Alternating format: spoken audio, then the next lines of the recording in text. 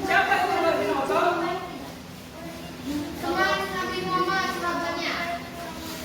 Ya, jadi Umar bin Khattab itu teman sahabat dari Nabi Muhammad, sekaligus khalifah kedua setelah Abu Bakar As-Siddiq.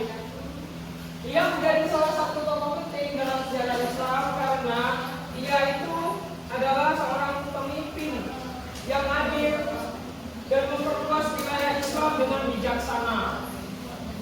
Lalu yang ketiga tadi ada siapa? Utsman bin Affan. Ya. Utsman bin Affan tadi khalifah keberapa? Kedua. Tiga. Ya, Utsman bin Affan tadi adalah khalifah ketiga. Nah, Utsman bin Affan ini menjadi salah satu tokoh penting juga dalam sejarah Islam karena ia itu menyatukan bacaan Al-Quran agar semua umat Islam dapat membaca dengan baik dan benar yang cara yang sama. Nah, yang terakhir ada Ali bin Abi Thalib. Ali bin Abi Thalib ini adalah khalifah terakhir atau keempat. Siapa sih Ali bin Abi Thalib ini? Dia adalah sepupu Nabi. Nah, mengapa dia menjadi tokoh penting dalam sejarah Islam? Kenapa? Ada yang tahu? Ali bin Abi Thalib ini terkenal dengan orang yang cerdas. Maka dari itu ia selain cerdas dia juga pemberani dan selalu membela kebenaran. Lalu yang ketiga tokoh penting dalam sejarah Islam ada Umar bin Abdul Aziz. Ada yang tahu nggak siapa beliau? Udah tahu Pak. Nah, Umar bin Abdul Aziz ini adalah seorang khalifah dari Bani Umayyah.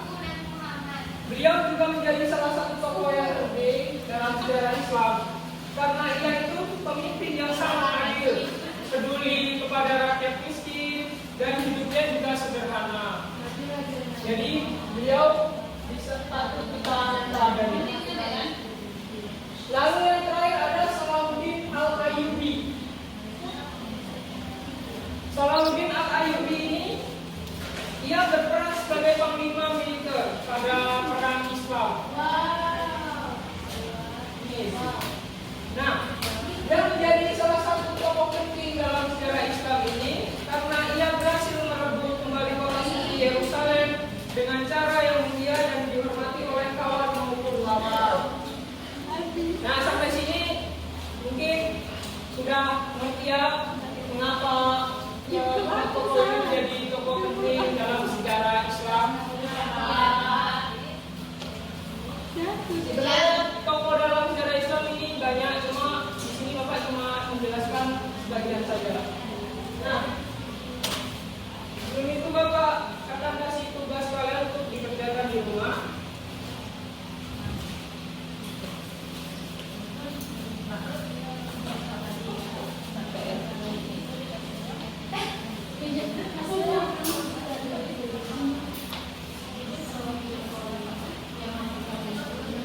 Baiklah, tugas yang Bapak berikan silakan kalian kerjakan di rumah dan dikumpulkan minggu depan.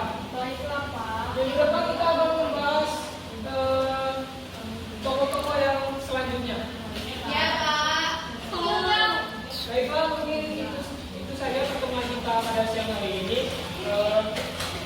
Tidak lupa kita melafazkan hamdalah bersama-sama.